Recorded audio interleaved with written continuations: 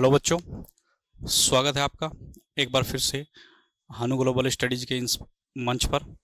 मैं गौरव सिंह एक बार फिर से आपके सामने पेश करता हूँ रीजनल ज्योग्राफी। और जैसे कि हम लोग यूरोप को कवर कर रहे थे और यूरोप में हमने पर्वत, पहाड़ और जल संधियाँ सभी चीज़ों को कवर कर लिया था, वहाँ की ज्योग्राफिकल लोकेशन को भी कवर कर लिया था। और आज जो हम शुरू करने वाले हैं वो है यूरोप की नदियाँ। यूरोप की जो नदियाँ हैं ये आपके यूरोप का रीजनल ज्योग्राफी का अंतिम चैप्टर है, अंतिम अध्याय है। तो याद रखिएगा, यूरोप में आपने सभी चीज़ें कवर कर चुके हैं। यूरोप में अब क्या बची हैं? नदियाँ। नदियाँ लगभग 7-8 नदियाँ हैं जो आपको याद करनी है और एग्जाम में ज़्यादातर क्वेश्चन वहीं से आते हैं। ठीक है जी। हमने आपको तरीका बताया था कि जब भी आप किसी भी ज्योग्राफिकल लोकेशन को पढ़ें या नदियों के बारे में पढ़ें तो वहाँ की मैपिंग को आपको अच्छे से करना है, कि ताकि अगर आप मैप में अच्छे से ध्यान दे रहे हैं तो आपको जो चीज़ें हैं वो जल्दी याद हो जाती हैं। ठीक है जी, क्योंकि देखने से चीज़ें ज़्यादा याद होती हैं। ठीक है जी। तो आप अपने मैप को खोल लीजिएगा, यूरोप का मैप डाल लीजिएगा, यूरोप का मैप आपके पास बुक होगी। ठीक है जी। तो आज हम शुरू करने वाले हैं यूरोप की नदियां। और यूरोप की नदियों में हम सबसे पहले जो यूरोप की सबसे बड़ी नदी है, ठीक है जी, वहां से स्टार्ट करेंगे और वहां से स्टार्ट करते हुए आगे की ओर जाएंगे। ठीक है। तो आपने यूरोप का मैप खोल ही लिया होगा। ठीक है जी। तो सबसे पहले जो हम बात करते हैं वो नदी है वोल्गा नदी। कौन सी नदी है? यूरोप की वोल्गा नदी। ठीक है जी। तो आप हेडिंग डाल लीजिएगा यूरोप की नदियां। तो आप यह हेडिंग डालिएगा यूरोप की नदियां।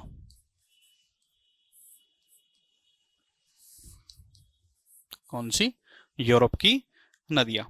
तो जैसे कि हमने कहा कि आज हम नदियों को कवर करने वाले हैं और हम सबसे पहले कौन सी नदी को कवर करेंगे? जो सबसे बड़ी नदी है। तो क्योंकि हमारा ट्रेंड यही रहता है कि हम सबसे जो बड़ी चीज है वो सबसे पहले लिख लेते हैं, क्योंकि एग्जामिनर क्या करता है कि एग्जामिनर आपकी सबसे बड़ी चीज को सबसे पहले पूछ लेता है। ठीक है जी। तो उसी तरीके से हम कोशिश करेंगे कि इसको कवर करके चलें। तो यूरोप की जो सबसे बड़ी नदी है उसका नाम है वोल्गा नदी। कौन सी नदी? वोल्गा नदी। तो ये आप जो देख रहे हैं ये नदी, ठीक है जी, कौन सी नदी है? वोल्गा नदी। यहां पर लिखा भी हुआ है वोल्गा नदी। ठीक है जी। वोल्गा नदी जो है वो यहां पर आप जो क्षेत्र देख रहे हैं ये पूरा का पूरा, ये जो क्षेत्र है ये रशिया का ही क्षेत्र है। इसको पश्चिमी रशिया कहते हैं, पश्चिमी रूस का जो क्षेत्र है वही है। यहां पर पहाड़ियां हैं, वेल्दी की पहाड़ियां कही जाती हैं। ठीक है। वहां से ये नदी निकलती है वोल्गा नदी, और कहां पर जाकर गिर जाती है? कैस्पियन सागर में।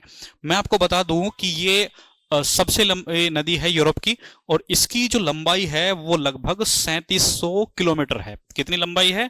लगभग 3700 किलोमीटर। तो आपको याद रखना है, तो आप इसको नोट डाउन करिएगा। सबसे पहली नदी, हेडिंग डालिएगा, कौन सी नदी है? वोल्गा नदी। तो वही उसी तरीके से उसी फॉर्मेट से हम चीजों को लिखते हैं कि कौन सी नदी है। ठीक है जी। कहां से निकलती है सबसे पहली? तो लिखिएगा पश्चिमी रूस की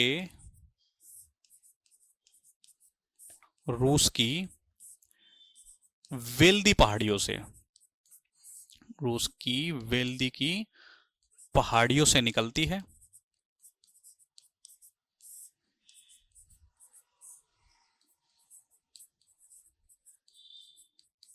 निकलती है और कहां पर जाकर गिर जाती है? कैस्पियन। मुहाना कहां पर है? कैस्पियन सागर में। मैंने आप लोगों को कैस्पियन सागर से लगते हुए देशों के नाम भी बताए थे। कैस्पियन सागर में, कैस्पियन सागर, तो मैंने आपको कैस्पियन सागर से लगते हुए देशों के नाम भी बताए थे और बताया था कि इसकी एक ट्रिक है, तारीख। तो तारीख के नाम से आप याद कर सकते हैं तुर्कमेनिस्तान, अजरबैजान, रशिया, ईरान और कजाकिस्तान। ठीक है, ये मैंने आपको ट्रिक बताई थी। और याद रखेगा यह यूरोप की सबसे लंबी नदी है, यूरोप की सबसे लंबी नदी।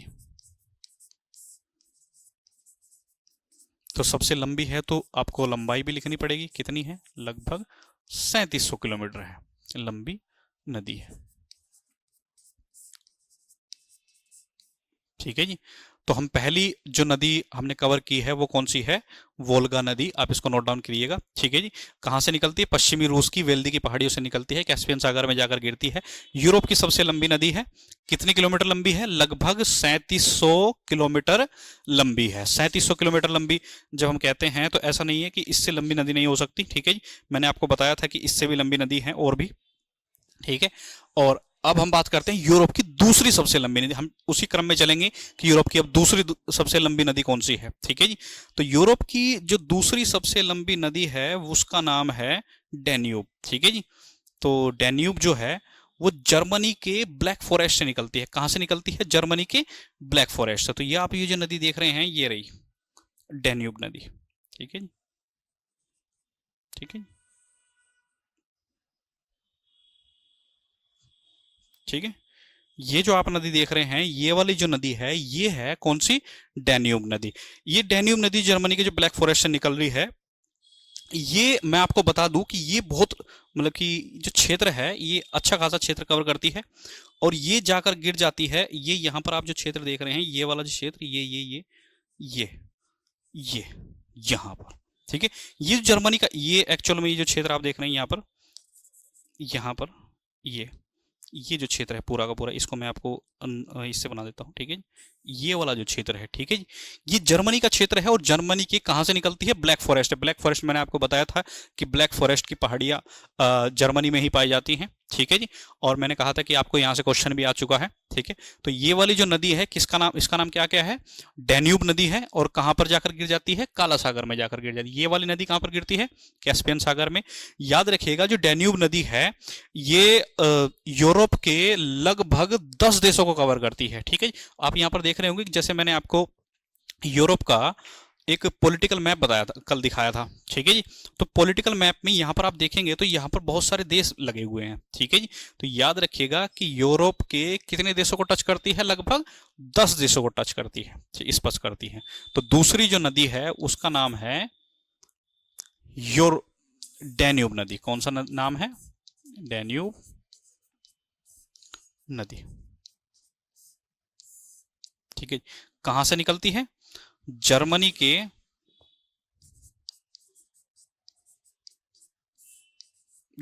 के ब्लैक फॉरेस्ट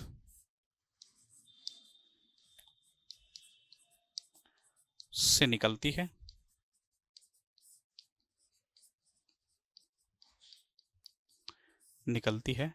और कहां पर जाकर गिरती है? मुहाना कहां पर है? काला सागर में। मुहाना कहां पर है? काला सागर में जाकर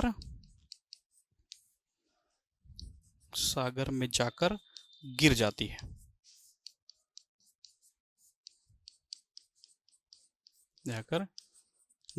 है, और जैसे कि मैंने कहा इसकी विशेषता, जैसे हमने कहा कि यूरोप की सबसे लंबी नदी है और ये यूरोप के कितने देशों को टच करती है? 10 देशों को टच करती है और यूरोप की दूसरी सबसे लंबी नदी। तो ये लिखेगा यह यूरोप की दूसरी सबसे लंबी नदी है। कौन सी है जी? दूसरी सबसे लंबी नदी है,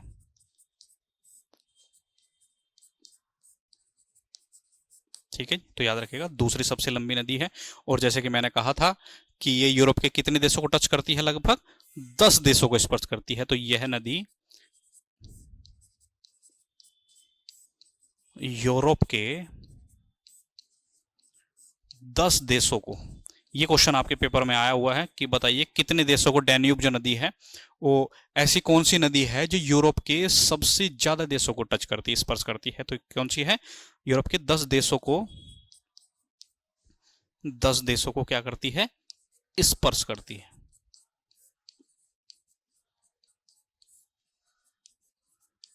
ठीक है जी। तो हमने सबसे पहली जो नदी है वो देखी वोल्गा नदी, ठीक है जी। वोल्गा नदी के बारे में मैंने आपको बताया कि ये क्या कहते हैं, सबसे यूरोप की सबसे लंबी नदी है, वेल्दी की पहाड़ियों से निकलती है, ठीक है जी। उसके साथ ही कैस्पियन सागर में गिर जाती है। दूसरी नदी डैन्यूब नदी जो जर्मनी के ब्लैक फॉरेस्ट से निकलती है, काला सागर में जाकर गिरती है, यूरोप की दूसरी सबसे लंबी नदी है। कौन सी नदी है? यूरोप की दूसरी सबसे लंबी नदी, ठीक है। ये इस वाले पॉइंट को याद रखिएगा, पेपर में काफ़ी बार ये क्वेश्चन आया हुआ है, और ये वाला क्वेश्चन भी कि यूरोप के 10 देशों को स्पर्श करने वाली नदी कौन सी नदी है। ठीक है जी। अब आते हैं हम यूरोप की तीसरी सबसे लंबी नदी पर। कौन सी नदी पर? यूरोप की तीसरी सबसे लंबी नदी पर। देखो जी, मैंने आपको बताया था कि जब यूरोप और एशिया के विभाजन की हम बात करते हैं कि विभाजक रेखा क्या है, तो हमने आपको यूराल पर्वत के बारे में बताया था। किसके बारे में बताया था? यूराल पर्वत के बारे में बताया था। यूराल पर्वत से ही एक नदी निकलती है जिसका नाम है यूराल नदी। क्या नाम है? यूराल नदी। यही वो नदी है जो यूराल पर्वत से निकलती है और यूराल क्या कहते हैं, कैस्पियन सागर में जाकर गिर जाती हैं। ठीक है, तो ये जो नदी है, जैसे मैंने वहां पर लिखवाया था कि यूराल पर्वत और यूराल नदी जो है वो एशिया और यूरोप की दोनों की विभाजक रेखा का काम करते हैं। क्या करते हैं? विभाजक रेखा का काम करते हैं। तो ये कौन सी नदी हुई? यूराल नदी। तो लिखिएगा तीसरी नदी जो है हमारी वो कौन सी है? यूराल नदी।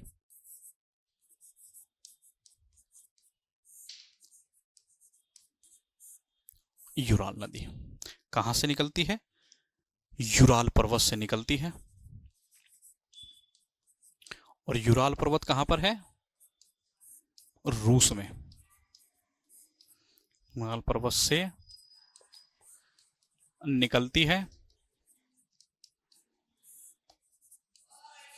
ठीक है, और मुहाना कहां पर है? मैंने अभी बताया था कहां पर है? कैस्पियन सागर में जाकर गिर जाती है। कहां पर गिरती है? कैस्पियन सागर में जाकर गिरती है।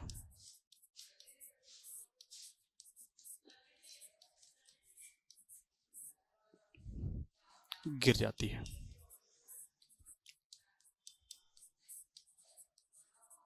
ठीक है जी। और जैसे कि मैंने कहा कि ये यूरोप की तीसरी सबसे लंबी नदी है। यूरोप की कौन सी नदी है? यूरोप की तीसरी सबसे लंबी नदी। तीसरी सबसे लंबी नदी है जी। ठीक है जी, लंबी नदी। ठीक है, तो हमने पहली वोल्गा, दूसरी डैन्यूब, तीसरी यूराल नदी। ठीक है जी, तीनों नदियों को देखा। अब हम बात करते हैं नेक्स्ट नदी की, जो है विस्तुला नदी। कौन सी है जी? विस्तुला नदी। हमने यहीं पर ही, ठीक है जी। तो यहां पर जब हम बात करते हैं विस्तुला नदी की, तो मैं आपको ये दिखा देता हूं कहां पर है। ठीक है जी, ये जो नदी आप देख रहे हैं, ये वाली, ये नदी। ठीक है जी, इस नदी का नाम है विस्तुला नदी। को क्या नाम है? विस्तुला नदी, विस्तुला रिवर। ठीक है जी, विस्तुला नदी के बारे में मैं आपको बता दूं कि विस्तुला जो नदी है ये पोलैंड की नदी है। कहां की नदी है? पोलैंड की नदी है। और ये कहां पर जाकर गिर जाती है? क्या कहते हैं, ये बाल्टिक सागर आप देख रहे हैं, मैंने आपको बाल्टिक सागर से लगते हुए देशों के नाम भी बताए थे। ठीक है जी, तो बाल्टिक सागर में जाकर गिर जाती है। यहां की मैं आपको एक विशेषता बता दूं कि जो विस्तुला नदी है, विस्तुला नदी के पास ही, विस्तुला नदी के किनारे पर ही पोलैंड की राजधानी मैंने आपको लिखाई थी वारसा, वो यहां पर स्थित है। ठीक है जी, तो याद रखिएगा कि जो विस्तुला नदी है वो कहां की नदी है? पोलैंड की नदी है। ठीक है जी, तो आप इसको चौथी नदी डाल लीजिएगा। कौन सी नदी है? विस्तुला नदी।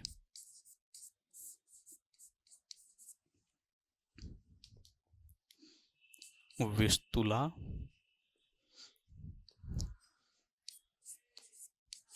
विस्तुला नदी, विस्तुला नदी। ठीक है जी, कहां की नदी है? पोलैंड की नदी है, पोलैंड से ही निकलती है। पोलैंड की नदी है। ठीक है जी, कहां पर है? मोहाना कहां पर है? मोहाना मतलब जहां पर अंतिम रूप से जिसमें गिरती है, मोहाना है बाल्टिक सागर में जाकर गिरती है। ठीक है जी, और मैंने जैसे कि बताया कि विस्तुला नदी के किनारे पर ही, मतलब कि पास में ही, किनारे पर ही पोलैंड की राजधानी क्या है? वारसा स्थित है।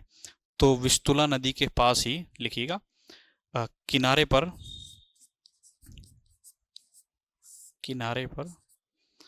देखिएगा, पोलैंड की राजधानी, पोलैंड की राजधानी, पोलैंड की राजधानी क्या है? वारसा, कैपिटल वारसा स्थित है।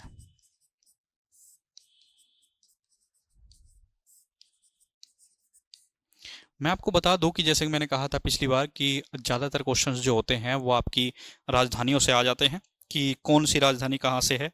तो याद रखिएगा कि ये जो नदी है, ये जो नदियां हैं जिसके पास में आपकी राजधानियां होती हैं, उन पर ज़्यादा फोकस करने का प्रयास कीजिएगा ताकि आप उसको जल्दी से याद कर पाएं और लंबे समय तक याद रखेंगे। जैसे मैं आपको बता दूं कि पिछली बार जब एग्जाम में क्वेश्चन आया था तो उन्होंने नदियों के किनारे, नदियों एक साइड जो थे नदियों के नाम लिख दिए, यहाँ पर नदियों के नाम लिख दिए, और इधर जो थे वो क्या कहते हैं, उनके किनारे बसे हुए शहरों के नाम डाले। ये मैच करवा लिया कि मैच करिए जी, बताइए कौन कौन सा किससे हैं। ठीक है जी। तो आपका ये जो पढ़ा हुआ है ये कभी भी वेस्ट नहीं जाएगा। जैसे मान लीजिए कि आपने एक याद कर लिया कि विस्तुला के किनारे जो है वो पोलैंड की राजधानी वारसा है, तो जो जो इसमें वारसा आ जाएगा कम से कम आप उसको तो नोट डाउन कर ही लेंगे। ठीक है जी।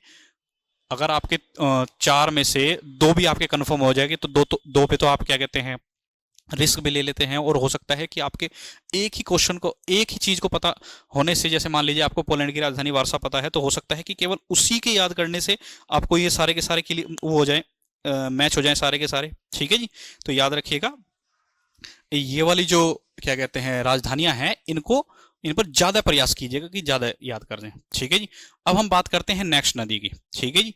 और नेक्स्ट नदी जब हम बात करते हैं, वो नदी है यूरोप की सबसे महत्वपूर्ण नदियों में से एक है, जिसको जो सबसे अंतःस्थलीय व्यवस्थम नदियों में से एक है। ठीक है जी। इस नदियों की, पहले मैं आपको इसको ये थोड़ा सा कवर कर देता हूँ। ठीक है जी।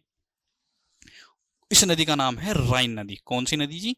राइन रिवर। ठीक है। तो यहां पर याद रखिएगा कि ये जो ये आप क्षेत्र देख रहे हैं, ये एक मिनट रुकिएगा। ठीक है। ये जो ये आप क्षेत्र देख रहे हैं, ये वाला नदी, ये तो ये यहाँ पर ये रही। ठीक है जी। तो ये जो नदी आप देख रहे हैं, इस नदी को बोलते हैं राइन नदी। कौन सी नदी है? राइन नदी। ठीक है जी। राइन नदी के बारे में आपको बता दूं कि ये जो निकलती है ये एल्पस पर्वत से निकलती है। यहाँ पर एल्पस पर्वत है। ठीक है जी। यहीं पर ही एल्पस पर्वत से निकलती है, और एल्पस पर्वत से निकलने के बाद कौन से सागर में गिर जाती है? उत्तरी सागर में जाकर गिर जाती है। कहां पर गिरती है? उत्तरी सागर में।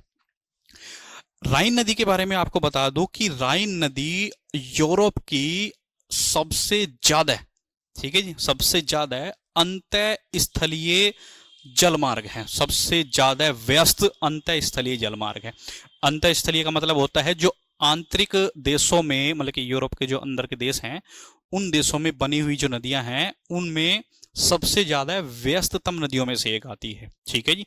तो राइन नदी के बारे में आप लिख लीजिएगा, डालिएगा हेडिंग। तो हम पांचवी नदी पर पहुंच गए हैं। यूरोप की कौन सी नदी है? राइन नदी। ठीक है जी। तो सबसे पहला क्वेश्चन हमारा ये रहता है कि कहां से निकलती है। ठीक है जी। तो आल्प्स पर्वत से निकलती है। पर्वत से निकलती है।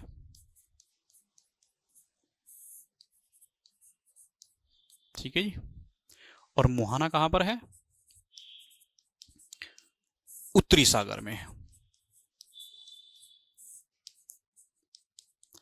शायद आपको याद होगा कि मैंने उत्तरी सागर से लगते हुए देशों के नाम आपको बताए थे। ठीक है। नॉर्थ बैग आर माई फ्रेंड्स, ऐसे कोई ट्रिक बताई थी मैंने आपको।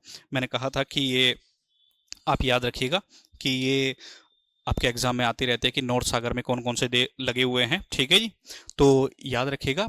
और इसी के साथ मैं आपको, जैसे कि मैंने कहा था कि ये जो है ये यूरोप की अंतः स्थलीय व्यस्ततम मार्ग है। तो याद रखिएगा यह नदी यूरोप की अंतः स्थलीय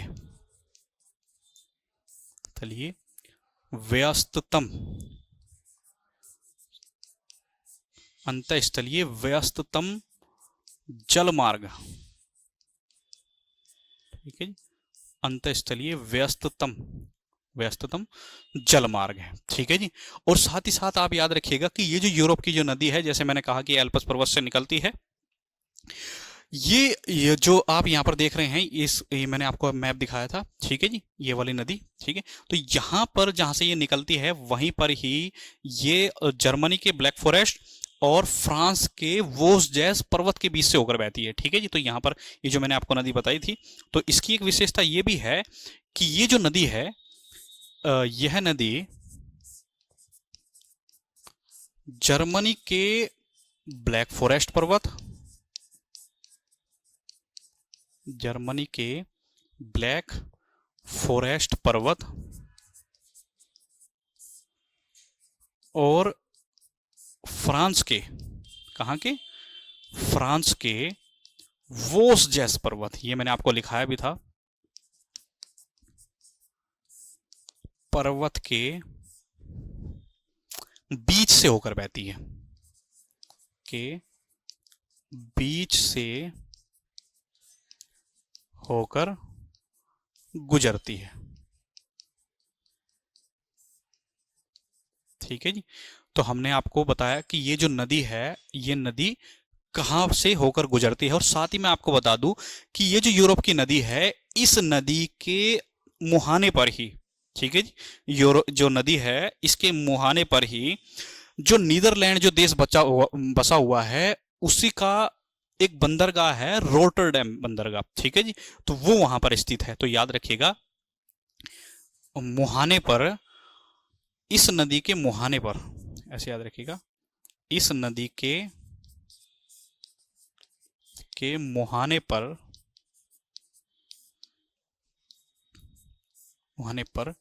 नीदरलैंड का रोटरडम बंदरगाह, मतलब पोर्ट, बंदरगाह स्थित है। ठीक है जी। तो हमने क्या बताया कि रोटरडम बंदरगाह जो है स्थित है। ठीक है जी। तो मैंने आपको बताया कि यहाँ पर कौन कौन से विशेषताएं इसकी हैं। ठीक है जी। आल्प्स पर्वत से निकलती है, मुहाना जो है वो उत्तरी सागर में है, यूरोप की अंतःस्थलीय व्यस्ततम जलमार्ग है। ठीक है, सबसे ज्यादा व्यस्त है। ठीक है जी। जर्मनी के ब्लैक फॉरेस्ट पर्वत और फ्रांस के वोस्जैस पर्वत से होकर, बीच से होकर गुजरती है। मुहाने पर ही इस नदी के मुहाने पर ही नीदरलैंड मैंने आपको बताया था कंट्री है। मैंने आपको वेनलेक्स कंट्रियां बताई होंगी, नीदरलैंड, बेल्जियम और लग्जमबर्ग, 3 नदियां बताई थी। ठीक है जी। और इन्हीं के बारे में मैंने आपको बताया था। और साथ ही साथ मैं आपको बता दूं, मैंने अभी आपको इससे पहले एक नदी बताई थी कि 10 देशों को टच करती है। ठीक है जी। कितने देशों को टच करती है? 10 देशों को टच करती है। ठीक है जी। मैं आपको बता दूं कि ये तो 10 ही देशों को टच करती है, डैन्यूब नदी, लेकिन राइन नदी जो है ये यूरोप के 10 से भी ज्यादा देशों को स्पर्श करती है, यूरोप के सबसे अधिक देशों को स्पर्श करती है। ठीक है जी। तो जहां तक मुझे याद है कि इस राइन नदी जो है वो लगभग 15 देशों के आसपास टच करती है। तो एक याद रखिएगा, तो यहां पर लिख लीजिएगा केवल कि यह नदी यूरोप के सबसे अधिक देशों को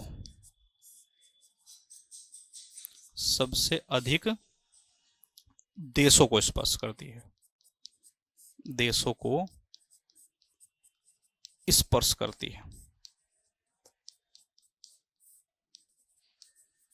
स्पर्श करती है। ठीक है। तो राइन नदी के बारे में मैंने आपको विशेषताएं बताई कि कैसे कैसे कौन कौन सी नदियां हैं। ठीक है जी। अब हम बात करते हैं नेक्स्ट नदी की। ठीक है जी। राइन नदी के बारे में मैंने आपको बताया।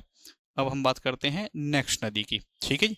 तो नेक्स्ट नदी जो है वो है सीन नदी। ठीक है जी। ये मैं आपको बता दूं कि ये जो आप देख रहे हैं ये वाली नदी जी, कौन सी नदी? ये नदी आप देख रहे हैं, ये वाली। ठीक है जी। इंग्लिश चैनल में जो गिर रही है, मैंने आपको इंग्लिश चैनल के बताया था कि इंग्लिश चैनल जो है वो फ्रांस और ब्रिटेन के बीच स्थित है। कहां पर स्थित है? फ्रांस और ब्रिटेन के बीच स्थित है। ठीक है जी। तो ये नदी जो है, सीन नदी जो है वो जी फ्रांस जो आप देख रहे हैं, ये वाला जो क्षेत्र है फ्रांस, ये वाला, इसके पठारी क्षेत्रों से निकलती है और कहां पर जाकर गिर जाती है? इंग्लिश चैनल में जाकर गिर जाती है। ठीक है, तो आप इसको नोट डाउन करिएगा। सबसे पहले सीन नदी। मैंने आपको कहा था कि यूरोप की जो नदियां हैं वो बहुत ही महत्वपूर्ण नदियों में से एक है। ठीक है जी, तो कोशिश कीजिएगा कि इनको अच्छे से आप लिख के अच्छे से याद करें। ठीक है जी, तो याद रखिएगा जो सीन नदी है वो फ्रांस के पठारी भाग से निकलती है। कहां से निकलती है? फ्रांस के पठारी भाग से निकलती है।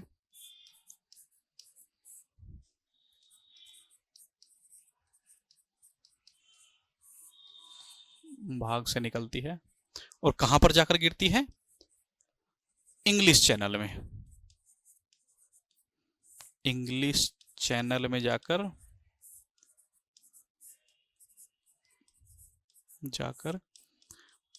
गिर जाती है।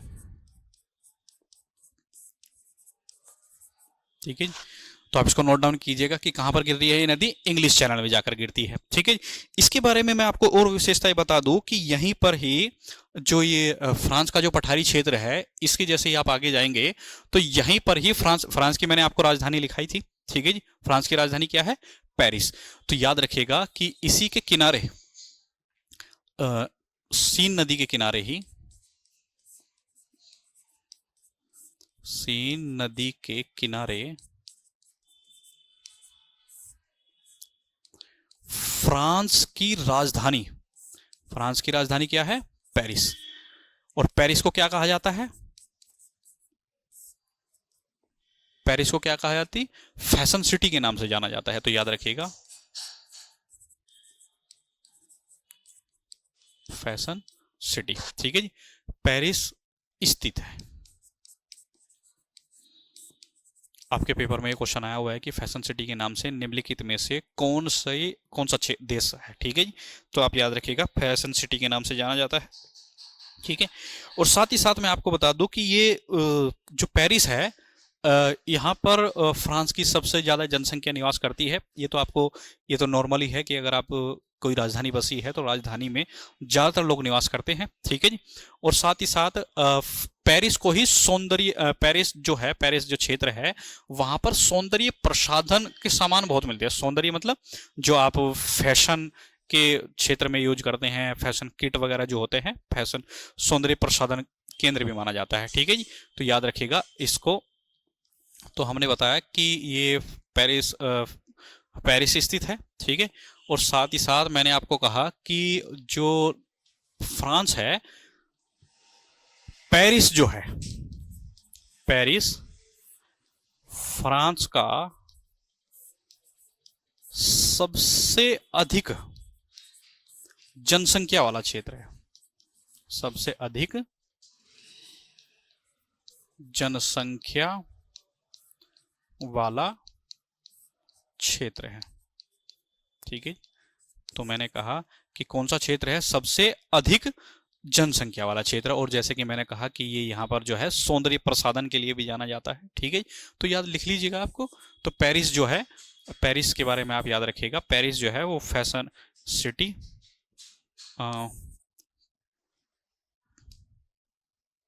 ठीक है, तो याद रखिएगा पेरिस जो है वो मैंने आपको लिखा दिया यहाँ पर फैशन सिटी, और सौंदर्य प्रसाधन के लिए प्रसिद्ध है। सौंदर्य प्रसाधन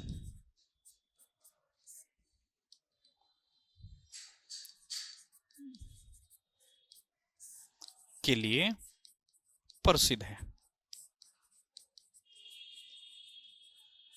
के लिए प्रसिद्ध है। ठीक है, तो याद रखिएगा पेरिस के बारे में हम बात कर रहे थे। ठीक है जी, पेरिस जो है फ्रांस की राजधानी है। ठीक है जी, तो पेरिस के बारे में बहुत सारी विशेषताएं भी और भी हैं। ठीक है जी, लेकिन आपको उतनी ज़्यादा याद करने की जरूरत नहीं है, लेकिन जितनी आपको बताई गई है मैं उम्मीद करूंगा कि आप इनको कम से कम इतनी तो याद करें। ठीक है जी, अब हम बात करते हैं नेक्स्ट नदी की। ठीक है जी,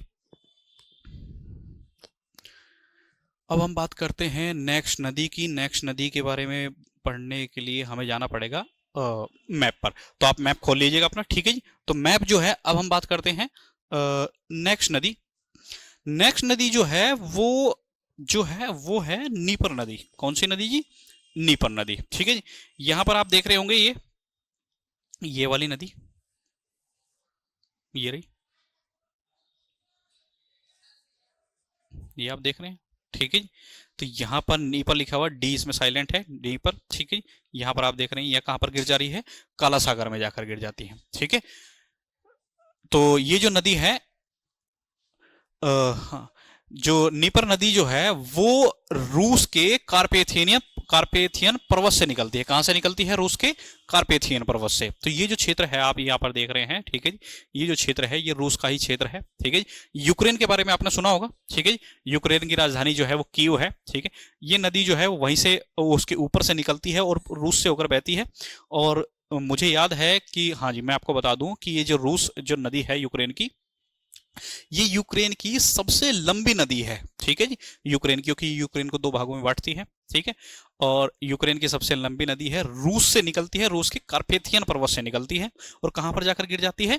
काला सागर में जाकर गिर जाती है। ठीक है, तो याद रखिएगा इसकी विशेषताएं, आप इसको नोट डाउन करिएगा, इनकी विशेषताओं को। कौन सी नदी? नीपर नदी। ठीक है जी, तो हम कौन सी वाली नदी पढ़ रहे थे? हमने 6 नदियां कवर की हैं। 6 के बाद आपकी है 7वीं नदी, जिसको बोलते हैं नीपर नदी। कौन सी नदी? नीपर नदी। ठीक है जी, तो मैंने जैसे कि आपको बताया कि जो नीपर नदी है वो रूस के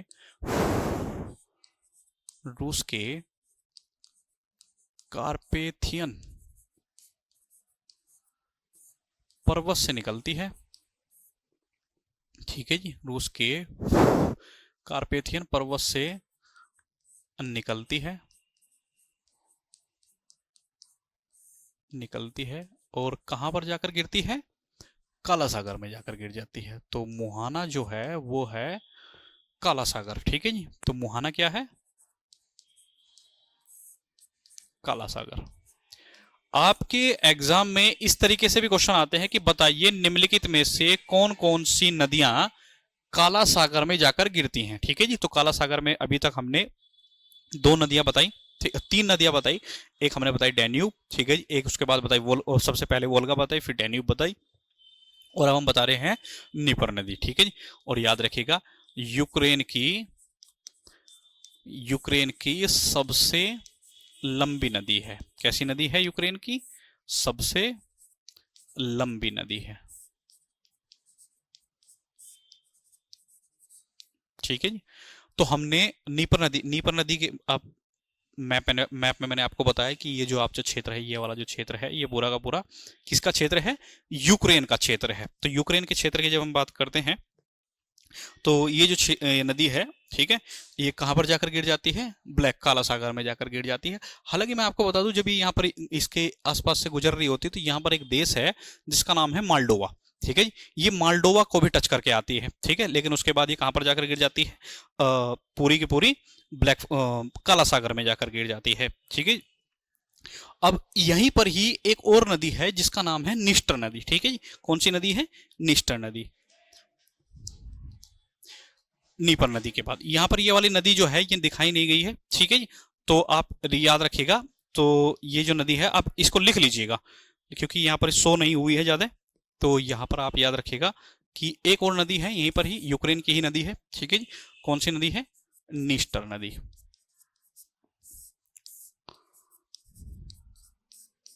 ठीक है, याद रखिएगा यूक्रेन के उत्तरी क्षेत्र से निकलती है। कहां से निकलती है? यूक्रेन के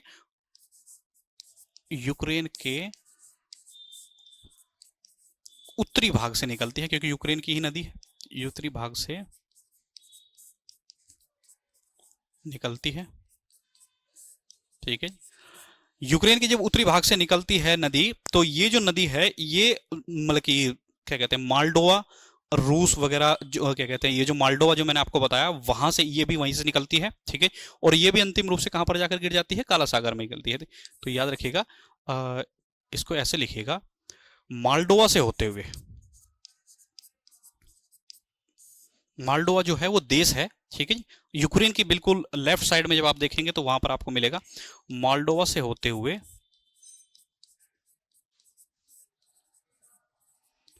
कहां पर गिर जाती है? तो वे काला सागर में जाकर गिर जाती है। तो अभी तक हमने 4 नदियां ऐसी हैं जो हमने पढ़ी हैं कि वो काला सागर में गिर जाती हैं।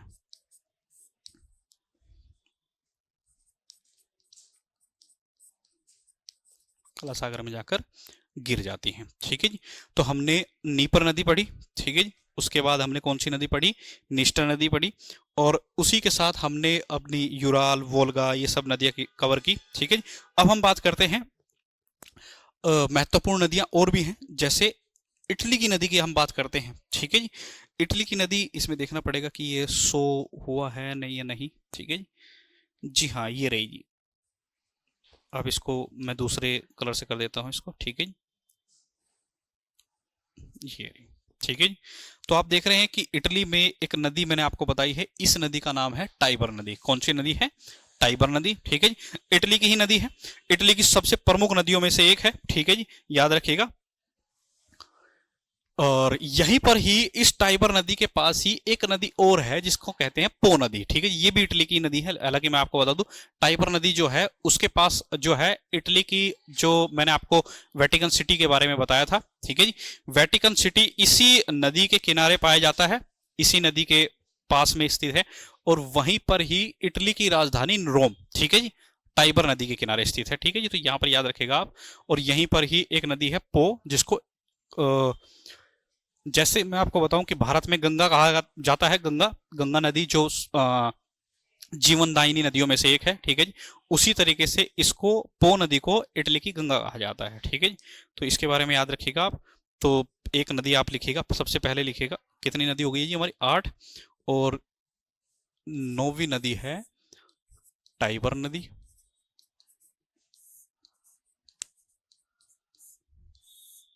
ठीक है जी। तो सबसे पहले तो याद रखिएगा कि ये कहाँ की नदी है? इटली की नदी है। ठीक है जी। इटली से ही निकलती है और इटली के बाद कहां पर गिर जाती है? भूमध्य सागर में गिर जाती है। इटली की नदी है।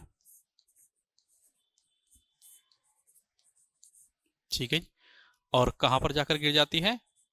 भूमध्य सागर में जाकर गिरती है। भूमध्य सागर में मुहाना है। ठीक है। किनारे की जब हम बात करते हैं कि किनारे कौन कौन से देश स्थित हैं, ठीक है जी, सिटीज कौन कौन सी किनारे पर, सिटी कौन कौन सी स्थित है। ठीक है जी। शहर की हम बात करते हैं तो पहला याद रखिएगा वेटिकन सिटी।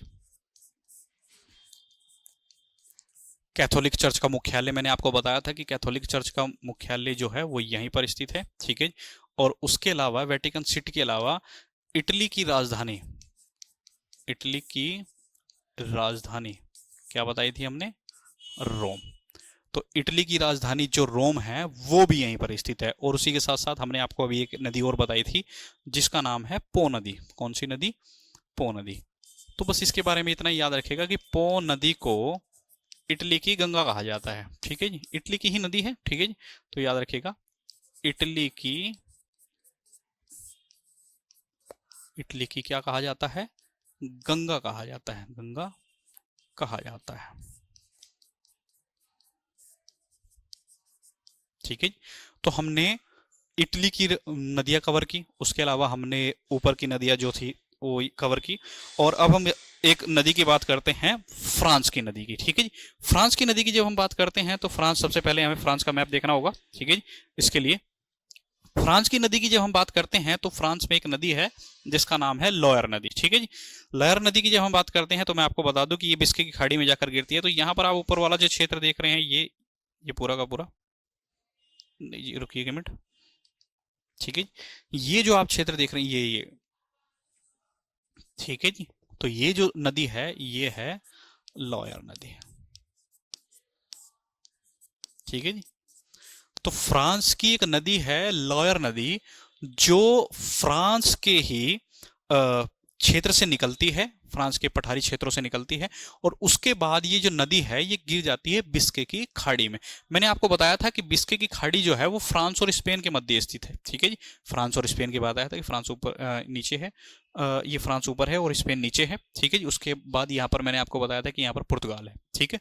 तो मैंने आपको बताया था कि आपको आ सकता है कि आइबेरियन प्रायद्वीप में कौन कौन से देश स्थित हैं, तो मैंने आपको बताया था कि पुर्तगाल और स्पेन जो है वो आइबेरियन प्रायद्वीप में स्थित है। ठीक है, तो आप याद रखिएगा मैंने कौन सी नदी बताई, लॉयर नदी। ठीक है जी, तो लॉयर नदी के बारे में आप विशेषताएं लिख लीजिएगा। 11वीं नदी, ये सभी नदी मैंने आपको, ये वो नदियां हैं जो सबसे ज्यादा इंपॉर्टेंट है यूरोप में। ठीक है जी, यूरोप। ठीक है जी, तो याद रखिएगा फ्रांस की नदी है। ठीक है, कहां पर गिर जाती है, मोहाना कहां पर है, बिस्के की खाड़ी में, बिस्के की खाड़ी में। ठीक है, और बिस्के की खाड़ी कहां पर स्थित है, उत्तरी अटलांटिक महासागर में, तो याद रखिएगा नॉर्थ अटलांटिक ओशन। ठीक है, कभी कभी ऐसा हो जाता है कि एग्जाम में बिस्के की खाड़ी नहीं आए। ठीक है, तो बिस्के की खाड़ी नहीं आएगी तो वहां पर क्या आएगा, क्या कहते हैं, अटलांटिक महासागर है, और अटलांटिक महासागर में भी नॉर्थ अटलांटिक ओशन आएगा। ठीक है जी, अब और इसकी मैं आपको बता दूं यहां पर ही एक, इसी के किनारे एक शहर है, अ, जी हाँ, इसी के किनारे एक शहर है जिसका नाम है नॉन्टेस। क्या नाम है, शहर है नॉन्टेस।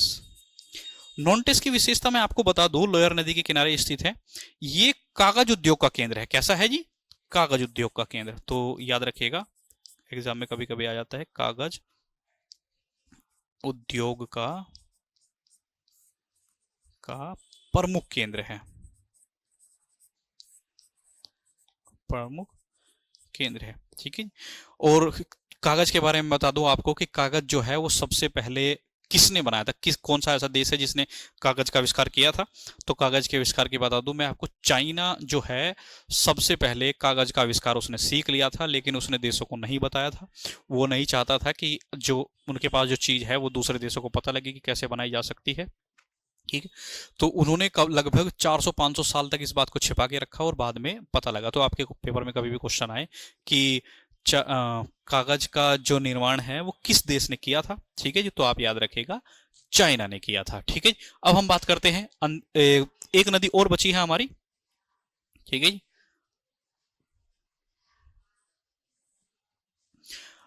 एक नदी और बची है जिसका नाम है शिप्री नदी। ठीक है जी, तो शिप्री नदी के बारे में आपको बता दूं, शिप्री नदी जो है वो जर्मनी की नदी है। ठीक है जी, कौन सी नदी है, जर्मनी की। ठीक है, यहां पर मैं आपको बता दूं, यहां पे इसको थोड़ा सा रफ करना पड़ेगा।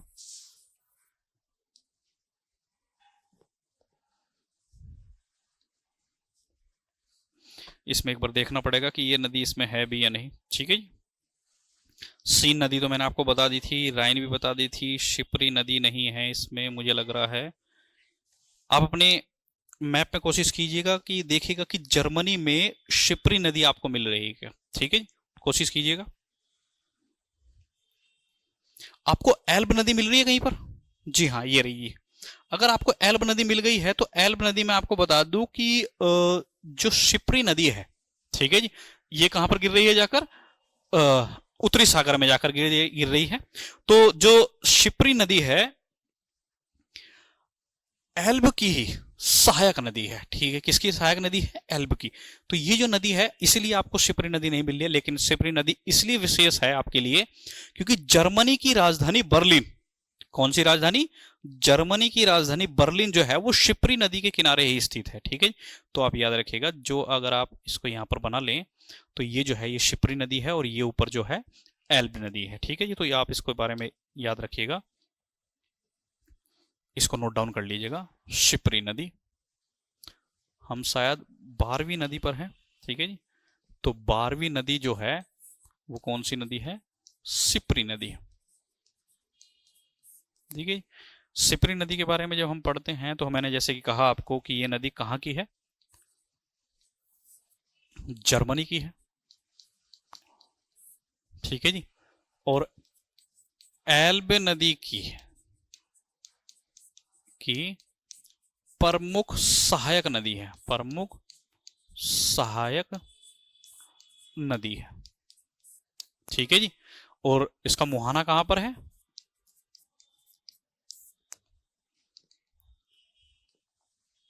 मोहाना जो है वो है उत्तरी सागर में, और इसके किनारे कौन सा शहर बसा है? शहर कौन सा है? जर्मनी की राजधानी क्या है? बर्लिन। जर्मनी की कैपिटल क्या है? बर्लिन। वो जर्मनी की कैपिटल बर्लिन जो है वो सिप्री नदी के किनारे पर ही स्थित है। ठीक है जी। तो याद रखिएगा, शिप्री नदी जो है वो एल्बे नदी की सहायक नदी है। साथ ही साथ जो ये नदी जो आप देख रहे हैं क्या कहते हैं, उत्तरी सागर में गिरती है। ठीक है जी। उसके बाद एक नदी और है, मैं आपको बता दूं कि जिसका नाम है डैन्यूब नदी। ठीक है जी। हमने शायद आपको डैन्यूब, जी नहीं, डैन्यूब नदी तो हमने आपको बता दी थी। एक नदी है ड्यूरो नदी। कौन सी नदी है? ड्यूरो नदी। बस ड्यूरो नदी के बारे में आप इतना याद रखिएगा, ये पुर्तगाल की नदी है। ठीक है जी। ड्यूरो नदी, ड्यूरो नदी। ठीक है जी। तो ड्यूरो नदी की विशेषता क्या है, कहां पर स्थित है? पुर्तगाल की नदी है। ठीक है जी। और पुर्तगाल में भी आपको मैंने बताया था कि पुर्तगाल में जब कोई नदी गिरेगी, जब पुर्तगाल से कोई नदी आएगी तो ये कहां पर जाकर गिर जाएगी? उत्तरी अटलांटिक महासागर में जाकर गिरेगी। ठीक है जी। उत्तरी अटलांटिक महासागर में जब गिरती है तो वहीं पर ही एक बंदरगाह बनाया गया है। ठीक है जी। कौन, क्या बनाया गया है? बंदरगाह बनाया गया है, जिसको बोलते हैं ड्यूरो। ठीक है जी। इसी के नाम पर ही इस नदी का नाम पड़ा है जी। ठीक। तो एक बंदरगाह है, पोर्ट है, जिसको बोलते हैं ड्यूरो, पोर्ट ड्यूरो। और इसके बारे में आपको बता दूं कि ये शराब के लिए फेमस है, शराब उद्योग के लिए प्रसिद्ध है, के लिए प्रसिद्ध है। ठीक है। और एक अंतिम नदी जो है वो है थेम्स नदी। ठीक है। तो 14वीं नदी 14। ठीक है जी। तो जिसको हम इंग्लिश में बोलते हैं टेम्स नदी, टेम्स नदी। तो याद रखिएगा बस कहाँ की नदी है। ठीक है जी। तो याद रखिएगा इंग्लैंड की नदी है। ठीक है जी। तो हमने आपको यूरोप की लगभग सभी नदियों को कवर कराया। ठीक है जी। और इंग्लैंड की नदी है, इंग्लैंड से निकलती है, और इंग्लैंड से जब कोई भी नदी निकलेगी, ठीक है जी, तो मैं आपको बता दूं, जब इंग्लैंड से यहाँ पर से कोई नदी निकलेगी तो ये उत्तरी सागर में ही जाकर गिरेगी। तो मोहाना अगर आप याद रखना चाहें तो मोहाना जो है वो कहाँ पर है? उत्तरी सागर में स्थित है। ठीक है। तो मोहाना कहाँ पर है? उत्तरी सागर में है। इंग्लैंड की नदी है। इंग्लैंड में मैंने आपको जो अभी तक बताया है, इंग्लैंड में केवल इतनी ही नदियां हैं, और इसी के साथ आपका इंग्लैंड जो है वो जो आपका यूरोप जो है वो कवर हो गया है। हमने आपको इसमें बहुत सारी चीज़ें बताई, और कुछ चीज़ें ऐसी हैं जो हम आपको पीडीएफ फॉर्मेट में, पीएनजी फॉर्मेट में भी देते हैं। ठीक है जी। और इसी के साथ आपका यूरोप खत्म हो गया है, और यूरोप के बाद हम चलेंगे अफ्रीका पर। किस पे चलेंगे? अफ्रीका पे। तो हमारी जो नेक्स्ट क्लास होगी वो अफ्रीका से रिलेटेड होगी। अफ्रीका आपके लिए बहुत इंपॉर्टेंट है, इसलिए इंपॉर्टेंट है क्योंकि मैंने आपको बताया था कि अफ्रीका में क्या कहते हैं, कंट्रियां बहुत ज़्यादा हैं। ठीक है।